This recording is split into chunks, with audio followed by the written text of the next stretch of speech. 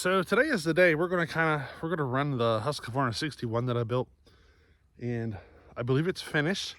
So today's gonna be like the big reveal. You know, this is how she runs. But before we get into that, I'm just gonna show you this real quick. I've been working on this. This is what I've been working on for the past 3 weekends, and I mean, there's still a lot more. I'm just finished with the cleanup side of it. This was a horrible mess. It took forever. So basically it's just this side of the building here. I'm turning this into like my firewood building or whatever, my firewood storage area. So basically I'm gonna set some posts. You know, there'll be posts here. There's gonna be 3 posts involved, little simple roof over it, and a wall on the outside edge. So it'd basically be like a drive-through setup with a wall on the outside edge to hold my stacks. That's because, well, let me kind of walk over here, try to give you a better idea. So, ideally, in this kind of a situation, when you're against a wall, you really try to avoid stacking along the wall if you can. That's because you want air to pass through the wood. And when you put a wall there, it kind of stops it. So ideally you'd stack out this direction. That way the air can come through the wood. You know what I mean? So what I'm gonna do is I'm gonna come out 10 feet, stick a post, stick another post, stick another post, simple roof, and just simple board system of a wall to, you know, to build like a firewood building. But for now, I'm not gonna be able to, you know, stack the way I just explained it. I'm gonna have to go alongside of the building. And you can see I've already started working on my firewood. There ain't much there, but I've started. And we're kind of gonna be, today's gonna be like the first day of me actually putting a little bit of production work into the firewood, and we're gonna use the 61. But yeah, kind of a quick explanation there. Let me bring it down this way.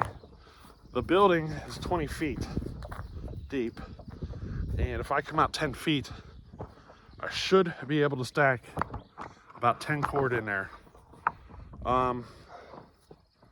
So maybe you get a better idea here. This, you see the gravel? This is my junk pile, and that's probably every bit of 8 feet. And I mean, you couldn't walk through it. You couldn't do nothing. It was halfway up. I wouldn't say halfway, probably 4 or 5 feet thick. And it was just like scrap metal and just odds and ends. I mean, I had moved a couple of times in a very short period of time, and a lot of the junk just got dumped. You know what I mean? I was trying to get done in a hurry, so all the stuff just got dumped, and it's just been one of those projects that I've been putting off. And I finally got into getting her cleaned up. Couldn't tell you how many trash bags. It was a lot, but there she is. In fact, you see this? That's a little pile of home light stuff. XL76 recoils, 925 recoils, some clutch covers and stuff. That's pretty much all the chainsaw parts that I kept that was piled up in there. And there was a lot that went to the trash. Eventually you just have to learn to let go. You know what I mean? My other shed down here, all the scrap metal just kind of got piled up there. So I got like this big scrap metal pile that I can pick out of if I want to, or I can load it on the trailer and haul it out of here. I'm really not attached to it. It's just scrap metal. You know what I mean? But ultimately the plan is for this outside furnace. You know, we just got this. So ultimately the plan is to have, let me point at the exact spot. Right there. That's where I plan on putting the outside furnace with all my firewood stacked up over there. So that's kind of where this whole madness is coming from. And the worst part about the furnace is it's going to leave me with 125 feet of Thermopex that I have to buy, which is going to end up running me like $2,000. It's kind of funny. I spent $1,000 on the furnace, but I'm going to have to spend $2,000 on the Thermopex. That's the water line going to the house and to the shop. That stuff's expensive. Now I could go a cheaper route. The book that I got with the furnace has instructions on, you know, a cheaper alternative, or I wouldn't say a cheaper, but so the book came out before Thermopex, and so it basically has instructions on how to make your own, and it is actually cheaper. I priced it out, probably cost me about $1,000 to go that route, and believe it or not, I think the way they suggest doing it might actually be better than Thermopex. For starters, if you get a leak, it's a lot easier to fix. You know, you can get down there and fix it. And what I mean by leak, it's not your water leaking out of the pipe, it's water leaking into the pipe. So Thermopex is basically like a corrugated pipe. Like imagine black corrugated pipe with 2 water lines shoved up the middle and filled with foam. That's basically what Thermopex is. Theirs is a little different than the black corrugated. It's a little thicker or whatever, but if you'd ever get a leak of water into the pipe, it'll completely ruin all your thermal properties or whatever. It'll ruin your heating. You'll just start plowing through wood trying to keep things warm because the water is like a sponge. It just sucks all the heat right out of it. So it's extremely important to have it be waterproof. So, you know what I mean?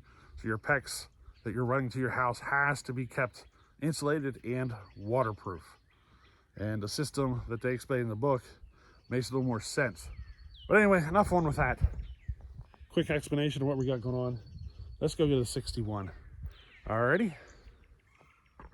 Alright, so here's a 61, and you can see, remember me doing a video about making a little contraption here for cutting logs.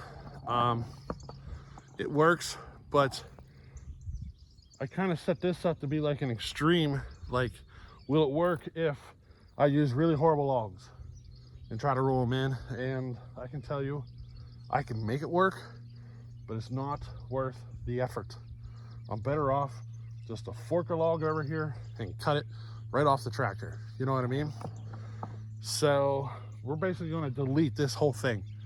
And from now on, we're just going to pull logs over with the tractor and cut them right here, right by the log splitter. Now, a lot of this isn't going to need split. So, I mean, I don't even know if half of it's going to need split. So we're just cutting it up, and essentially we're just going to be loading it onto the tractor and taking it over to stack it up. You know what I mean? But it's a good opportunity to run the 61. So we're going to cut this whole mess up. I'm going to save my little stubbies down at the bottom for, you know, in the future whenever we set up for my event here at the end of July. And if you guys aren't familiar, July 25th and 26th, I'm going to have a little event here. Anybody's welcome to come. We just kind of hang out. The Friday the 25th, we all hang out. We do like a barbecue and stuff, and then you know, we might run some saws and so forth. A lot of hanging out though. And the 26th is basically the same thing, where we run saws and a whole lot of hanging out. But typically that Saturday we didn't do a barbecue, and this year I think I want to go ahead and continue with a barbecue on Saturday as well. So like the last 2 years that we did this, I just did like a big meatball thing in like a roaster pan. I just filled up my meatballs. And this year I think I want to try to do a barbecue on Saturday as well. So barbecue Friday, barbecue Saturday. If you want to come, send me an email. It's homelightsmitty@gmail.com. And yeah, that's kind of what we're going to be doing here. I will give you more details about the event here in the future, but keep that in the back of your mind, July 25th and 26th here at my place. And it's going to be a lot of barbecue and chainsaws, hanging out and having fun. You know what I mean? Sometimes there's like, I don't know, there could be 10 people here, there could be 30 people here, there could be 50 people here. You know, it's one of those things that you never know. You know what I mean?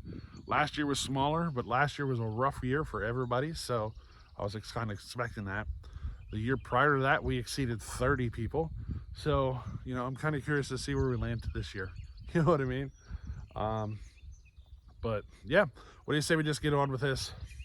I'm gonna fuel up the 61 and we're gonna plow into this wood. Alrighty. It is like a 22-inch bar, I think it is. It's a roller nose. So I think we're running a 22-inch bar, and that's pretty much it. This is kind of like how this all runs.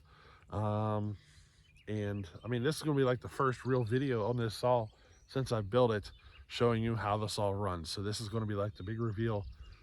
This is it. She took a lot of work. It's a different crank, bearings, whole new top end, all sorts of stuff. So this is one of those projects that started out where I thought I wasn't going to have to get much for parts, you know, maybe some seals or something, and it turned into a project where I had to replace everything. I wasn't expecting that. So I'm pretty happy with it though. These 61s, I wasn't expecting it to run as good as it does. And it's starting to turn into one of my favorite like firewood saws, just because of how light and compact it is, and it has just the right amount of power to do whatever I need it to do. You know what I mean? So I keep rambling here. Let's get to work. Let's get some cutting done. That should work for an angle, right? It's only like 30 degrees out here today. She got cold last night, and I forgot about the chainsaw. It sat outside here by the splitter all night. So this is gonna be a good cold start for you. Alrighty, 61. We're gonna start this end, we'll go to the other end, and then we'll whack the stuff in the middle. But she's all getting cut up. This is gonna be about probably working on the third tank of gas, so she's not broken at all. The chain is a CD3 chain, but I've sharpened it probably 2 or 3 times. And this is probably, I think this is the second tank of fuel off of this sharpening. So that's where we're at. Let's fire it.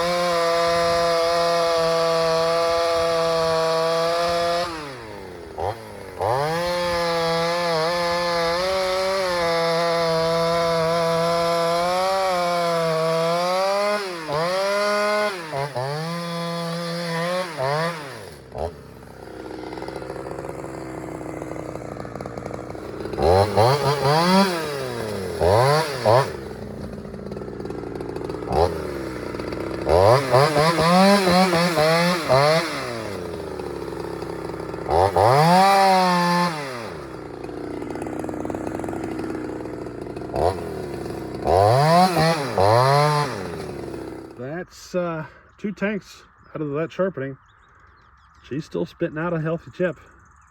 You know what I mean?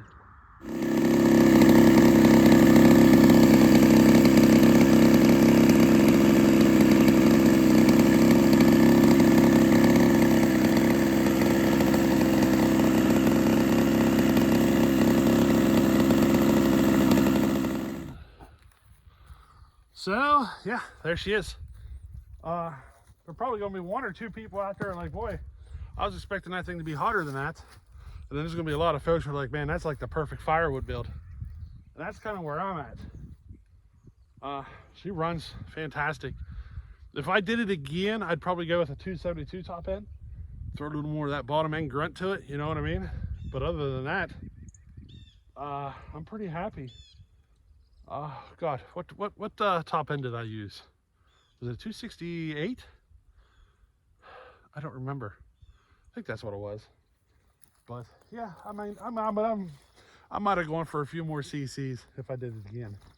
But as it is, I'm completely happy with it. It's completely stable cutting. The tune is stable. There is no finickiness to it whatsoever. If you see me playing with the tune, it's just me, you know, tweaking it to get it into its perfect sweet spot. You know what I mean? But there is no fluctuation whatsoever. She's dead steady on that tune. Clutch is working perfectly. You know, because we were playing with that a little bit. I think the timing on it is perfect. There's just nothing about the way this all runs tells me that I need to adjust the timing, and I had to play with that a bit, trying to get that 372 flywheel timed correctly. You know what I mean? What else? Not really much else. I should have looked at how long that took to cut. My best guess was 15 minutes, 20 minutes, somewhere in there. Probably 15 or so. Best guess, 15, 20 minutes, probably 20 minutes, probably closer to 20 minutes, because she's on her last little drops of fuel. She was starting to get a little funky there towards the end, because she was starting to get low on fuel. But yeah, I haven't got a single complaint whatsoever. Not one. This is starting to turn into one of my favorite saws for cutting firewood. It's not too heavy. You know, holding a saw and just cutting over and over and over again on a big heavy saw, it isn't the most pleasurable thing. And this, it's perfect. It's not too heavy. It's got just the right amount of power to do whatever I need it to do. And you know, you can hear the RPM drop a little bit on the bigger woods. And I mean, this chain wasn't even 100% perfect, and it's still, I mean, that's 2 tanks of fuel on that sharpening. And you can see it's still plowing through the wood just fine. I could probably get another couple of tanks before I you know, touch it up. A lot of folks sharpen after 1 tank, but I don't know. There's 2 tanks for you. I could go further. I think a lot of that has to do more with how dirty your wood is. You know what I mean? And how you sharpen it. If you put that sharp edge to too much of a fine point, like a razor blade point, she's going to dull a lot faster than if you go with a little more blunt point. And there's kind of a trade-off there. But I can't speak any more highly of this saw. I'm completely stoked about it. This is the only saw I've been running for the last couple of times I come out to work. This is the only one I've touched. So just to give you an idea how much I'm enjoying this one. I was not expecting to enjoy it as much as I do. You know what I mean? Definitely not a screaming high performance saw, just a good solid runner. You know what I mean? It is solid, everything about it. So yeah, anyway, that's enough jabbering. Thought you guys would enjoy this one. We'll catch you in the next one. Later.